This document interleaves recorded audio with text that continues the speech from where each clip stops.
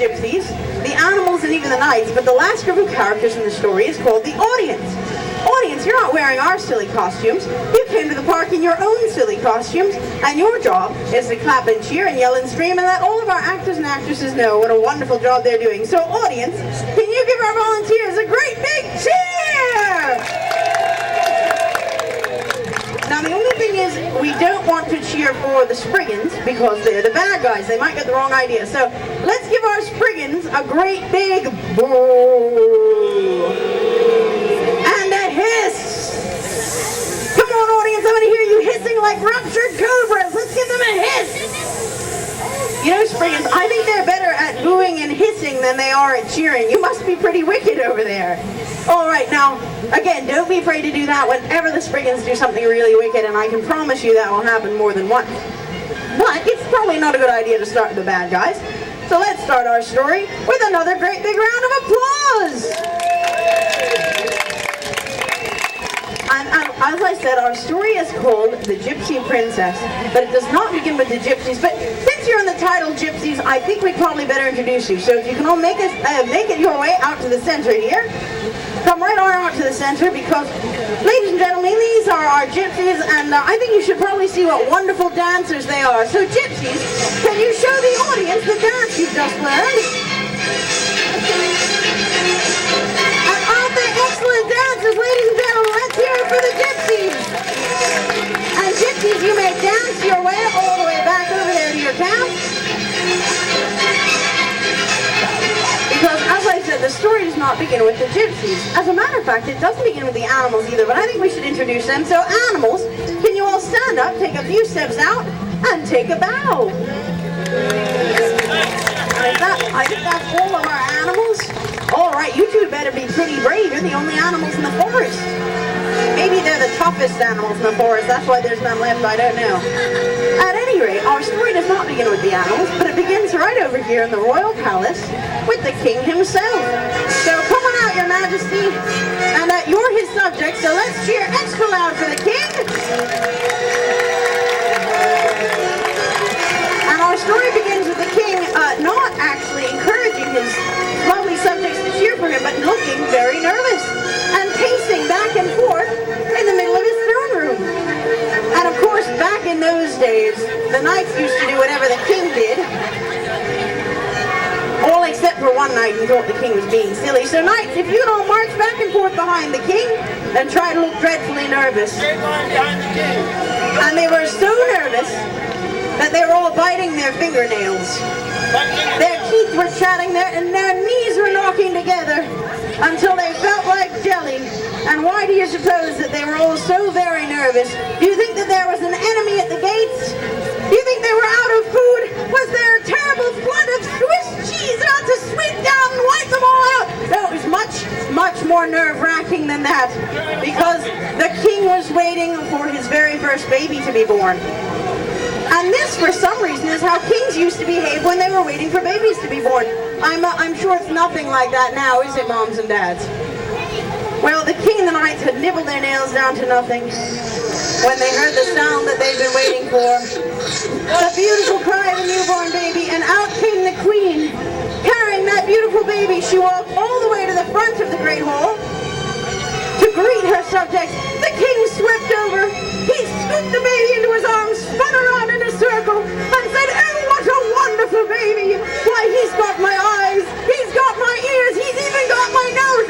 Ow, let go of my nose, baby. Why, I'm going to name him Ludwig after me!"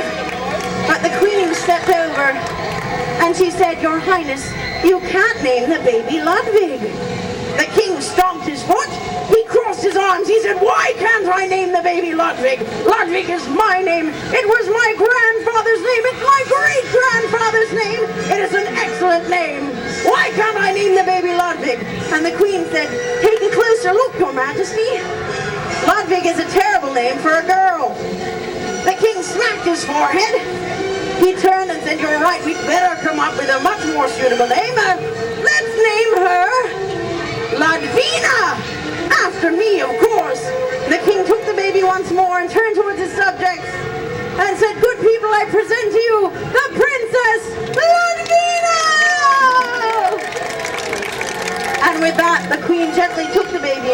arms and carried the princess up to the royal nursery. And the king raised his scepter over his head and said, "Knights, it is time that we celebrate the birth of the princess with a great feast. Follow me." And the king led the knights back to the feasting hall where they celebrated long into the night the birth of the princess. Now meanwhile, over there at that very moment in the dungeon of the Spriggans, the king of the Spriggans was pacing back and forth. And he was biting his claws. All the little Spriggans were following him. They were biting their claws, their knees were knocking together. They were so nervous that they were all tying their tails into knots. And they nibbled their claws down to nearly nothing. Their knees had knocked together until they felt like jelly. And they tied their tails into so many knots that they looked like macrame.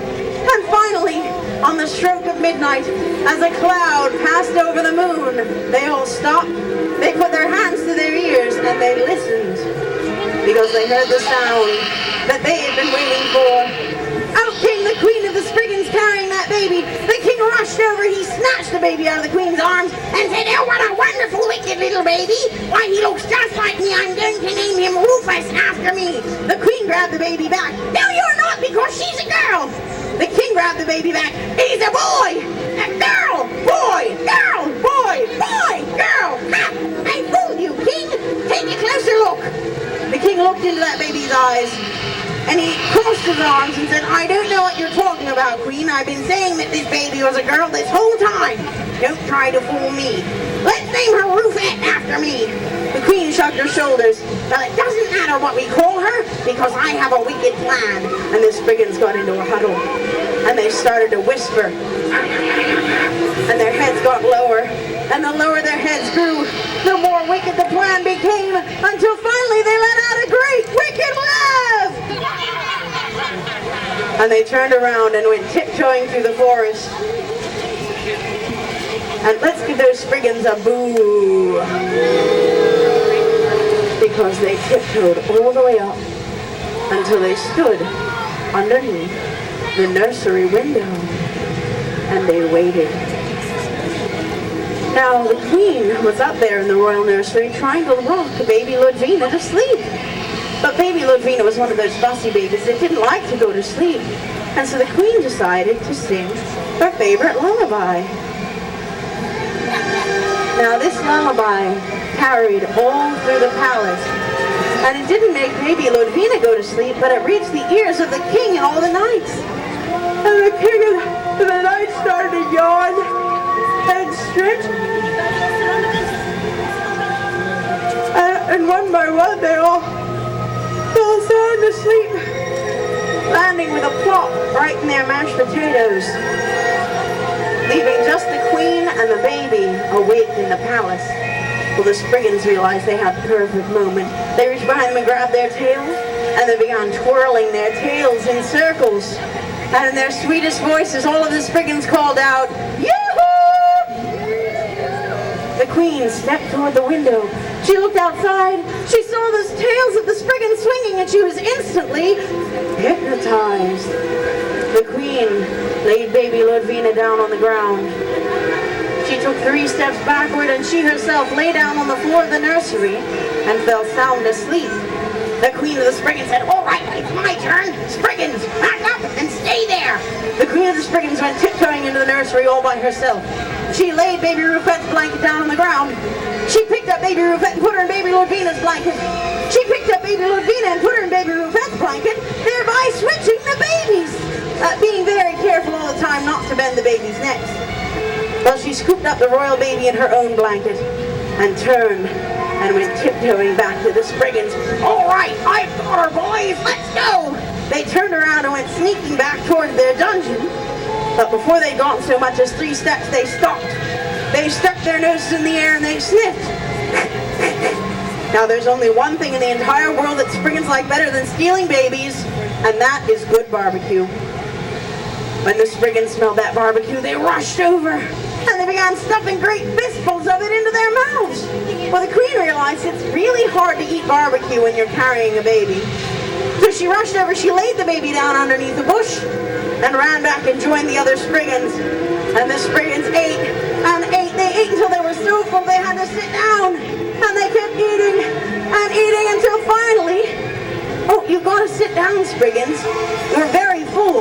Finally, their tummies got bigger and bigger until they were so full that they rolled over onto their backs with their arms and legs sticking up into the air like little dead beetles. And they fell sound asleep. Doesn't everybody when they're that full? Well, the gypsies had had a wonderful day in town, and so they came dancing into their camp. They had their hands over their heads, snapping their fingers, twirling around in circles, so excited for having had such a wonderful evening. But suddenly, they saw the Spriggans, and they screamed! Let's give our gypsies a round of applause! Because they knew just what to do, they ran back to their camp, and they started grabbing all of their food, their fruits and vegetables, pea pods, corn, mushrooms, cookies, anything they could get their hands on. And then they went tiptoeing back out to the camp, back out to their campfire. They raised their food high up over their heads. They all looked at each other. Ready, gypsies? On the count of 3. 1, 2, 3, and they began popping the Spriggans right on top of their heads, and on their hands and on their feet. Now those Spriggans had been in a lot of fights before, but they'd never been beaten black and blue in a bread battle. They were getting mauled by mushrooms, popped by pea pods, clobbered by corn. One of them was really getting beaten up. The Spriggans started rocking back and forth, and finally they rolled up onto their feet. They cried, "Spriggans, retreat!" And they waddled as fast as their full bellies could let them, all the way back to their dungeon. When the gypsies realized they defeated the Spriggans, they threw their food in the air and gave a great big cheer! And then they gathered up the rest of their barbecue and made their way back to their camp to finish their supper in peace. But in their hurry to get away from the gypsies, the Spriggans had forgotten something important. And the princess was left all alone in the forest. Now, ladies and gentlemen, this might very well have been the end of our story, with the poor helpless baby left alone in the forest, if it weren't for the wild animals. The wild animals were making their way through the forest that night looking for food when they saw the blanket. They ran over and they knelt down beside it. They looked at it, and the ladybug looked at the butterfly and she shook her head. She said, "It's not a ladybug, it hasn't got any spots." The butterfly shook her head too. "It's definitely not a butterfly. It doesn't have any wings." And they listened to it. And they said, "That's a funny noise it's making. Crickets don't make a noise like that. And it's not a wolf either." And finally they leaned in and they sniffed it with their noses. They leaned back, they pinched their noses, and they both yelled, "Yuck!" "That is definitely human, baby, and it definitely needs to be changed. Butterfly, do you know how to change a human baby?" Neither did the ladybug. But the ladybug waved her wing in the air and she said, "Wait a minute, Butterfly. There's some gypsies living on the edge of the forest, and, well, they're humans. They know how to take care of human babies, and they're friends of mine. We should ask for their help." So the animals each reached down. They took 2 corners of the blanket and they lifted it up and began to make their way toward the gypsy camp. When the gypsies saw them coming, they jumped to their feet and they ran out to meet the animals. "Oh, animals, what a beautiful baby. Did you find her in the forest?" The animals nodded their heads and they said, "Gypsies, would you please take care of this baby for us?" And the gypsies nodded their heads, yes. The animals weren't sure. They crossed their arms and they said, "You've got to promise to raise her just as if she were one of your very own and give her lots to eat and drink and take very good care of her." The gypsies put their hands to their hearts and they said, "We promise." And then each of the gypsies took hold of the edge of the blanket. They lifted it up and they carried it back into their camp. And the animals returned to the forest, having done the most important thing in the story, ladies and gentlemen, saving that baby!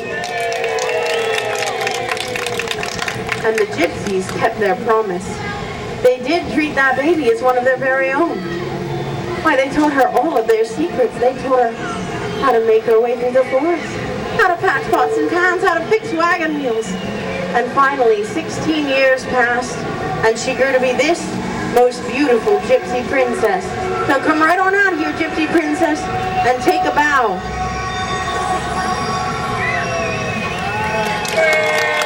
And you may return to your cap for now, gypsy princess, because while the years had passed happily for the gypsies, things hadn't been going so well in the palace. Every morning the king would wake up, and he would yawn and stretch and make his way down to the throne room, excited to greet his daughter, who of course he had called Ludwina. He would make his way to the center of the throne room, and Ludwina would run down to the throne room, throw her arms wide, and stick her tongue out at the king. And she just grew more and more wicked as the years went by. Ludwina would put gum in the queen's hair. She glued the knights' shields together and filled their socks with porridge. And there's nothing worse than a sock full of porridge on a cold morning. What was worse was that at the age of 5, Ludwina sprouted a tail. And it was an olive green tail, the king's least favorite color. And she just grew more and more wicked as the years went by, until finally, after 16 years, the king was so sad that he took sick, and he lay down on his great golden bed with his favorite purple pillow, with only his head knight Sir Rodney keeping him company. And do you suppose that Ludwina was there, taking care of her father? Ludwina was out in the forest, hunting the wild animals. She crouched down behind a bush, and she waited, and out came the ladybug and the butterfly. They came running out of the forest. Ludwina put an arrow under her bow.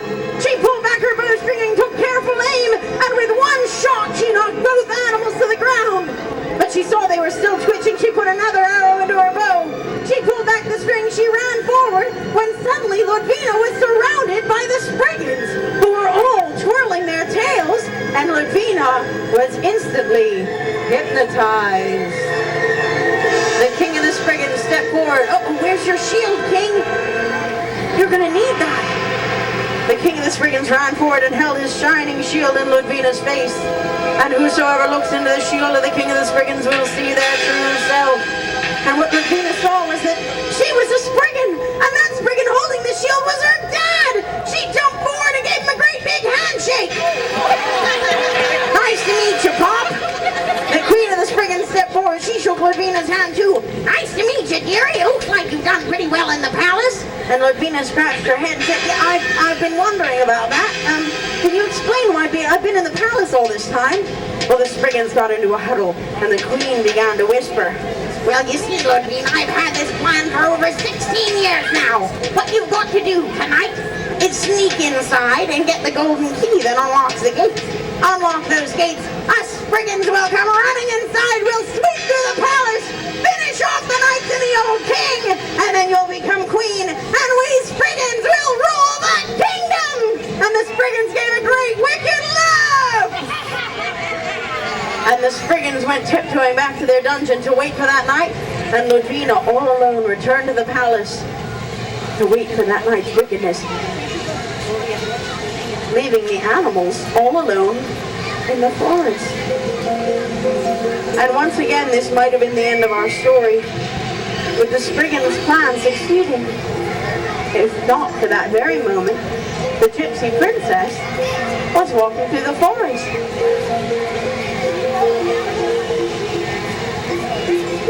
As if by magic, for magic it was, the gypsy princess was looking for wild herbs in the forest. She saw the animals and she ran over to them. And she very gently pulled the arrow out of their belly buttons. Do you think you can do that, gypsy princess? Well, the gypsy princess was a little bit nervous. I don't think she'd ever seen two animals shot with one arrow before.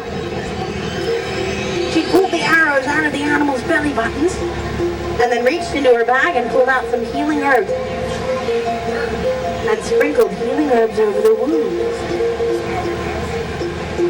The animals instantly hopped up. Their wounds were completely healed, and they stood there hopping up and down, saying, "Thank you, Gypsy Princess, thank you, but we have some terrible news. Ludwina and the Spriggans are planning to finish off the king tonight, and you're gonna have to do something, and what's worse, Ludwina is not the king's true daughter." Gypsy Princess, 16 years ago on Ludwina's birthday, we found you in the forest. We think you might be the real princess. You've got to save the king. The Gypsy Princess nodded her head. She said, "Come with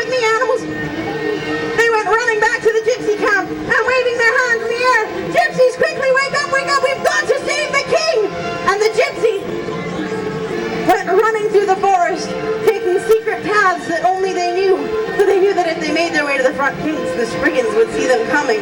But the Spriggans were indeed waiting outside the front gates. They lined up, waiting for Ludvina.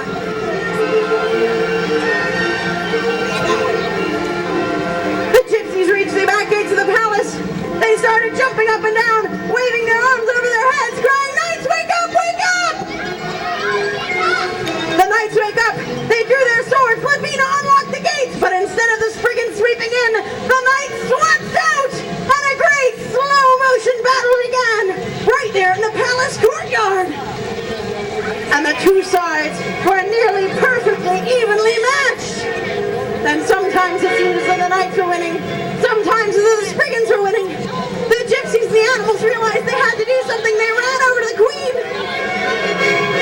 They tugged on her sleeves. "Your Majesty, wake up, there's a battle right in the courtyard."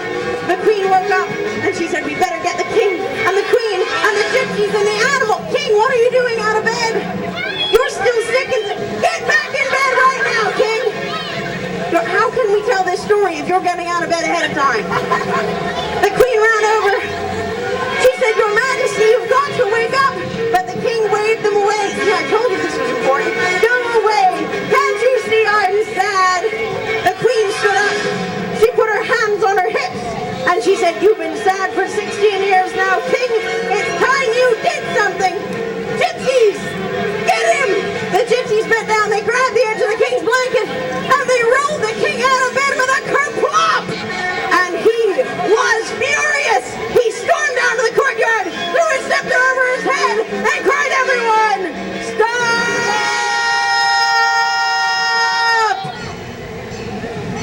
And they all froze in the silliest positions imaginable. Oh, even sillier positions than that. And the king was so furious, he stomped right into the center of that clump of people and said, "What is the meaning of this? I demand an explanation!" Everyone was so terrified, they took 2 steps backward from the king. Step back. 2 steps.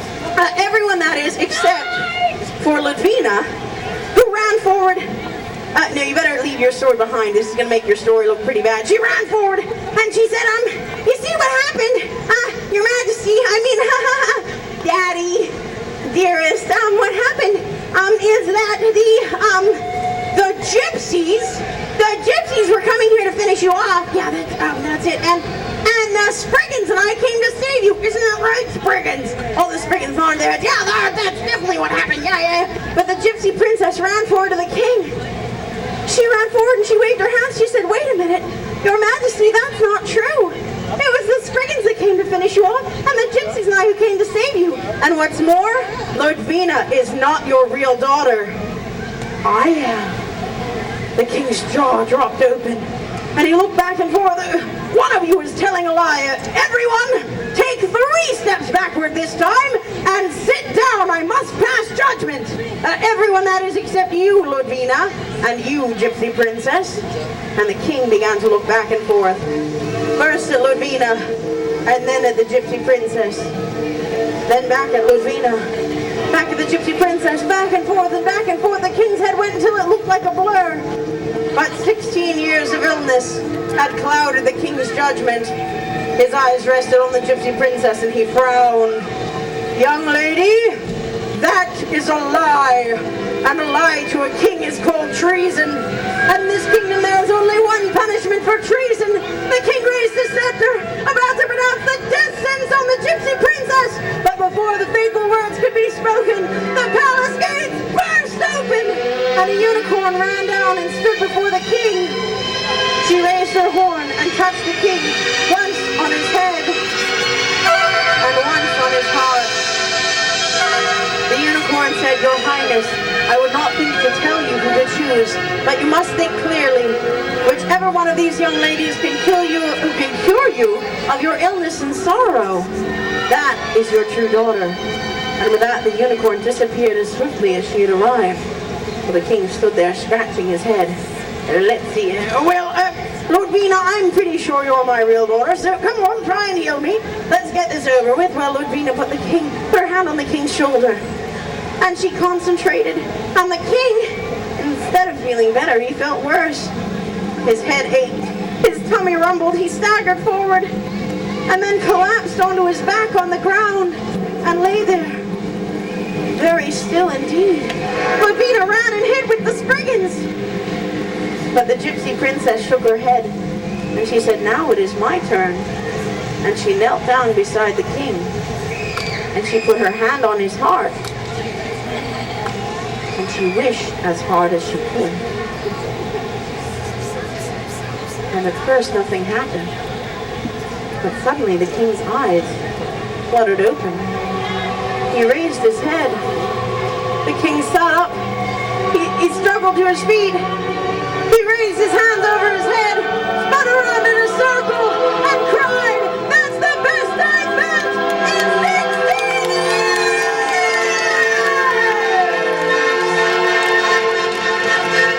And there, standing before the king, was the gypsy princess.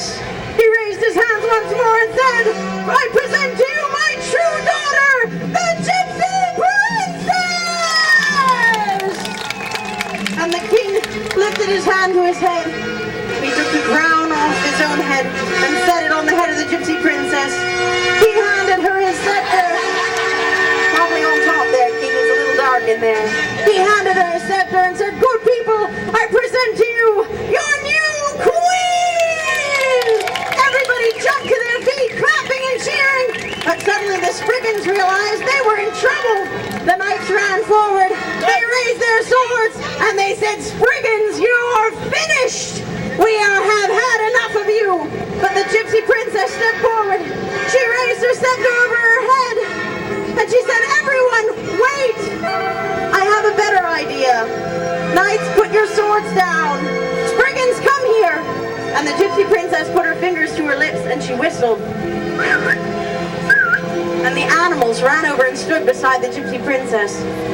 She said, "Spriggans, instead of putting you to death, we're going to put you to work. For years you have treated these animals badly, but from now on you must be their caretakers. You will give them food and water and scratch them behind the ears whenever they want. Starting right now, Spriggans!" The Spriggans ran over. They started scratching the animals behind the ears as if their very lives depended on it, which I suppose they did. And a funny thing happened. The Spriggans had never tried being nice before, and it gave them a funny feeling in their tummies, and it gave them a funny feeling in their hearts. The Spriggans felt happy, and they just got happier and happier, so happy, in fact, that they just couldn't resist. They reached behind them and grabbed their tails and began twirling them in circles. But this time, instead of feeling hypnotized, everybody else felt happy too. They all put their hands up over their heads. Every night, every gypsy, every animal. They began snapping their fingers and clapping their hands slowly. They began twirling around in circles, going faster and faster until they were all doing the gypsy dance. And soon they were making up their own silly dances. Everybody was hopping up and down, kicking out their legs, spinning around in circles. And they danced this way not for one night, not for 2 nights, but for 3 whole weeks. Gotta keep going, everybody. We've got 3 weeks to go. This is my favorite part. And they danced this way, day in and day out, until finally at the end of 3 weeks, they were all so excited. They ran into a great big circle around the gypsy princess. They all threw their hands up over their heads and gave one last great big cheer! And then, ladies and gentlemen, they did the strangest thing that you've seen them do. For they turned around, they faced their audience, and took a great big bow to thunderous applause. But that is the end of our story. Keep bowing, everyone. They're still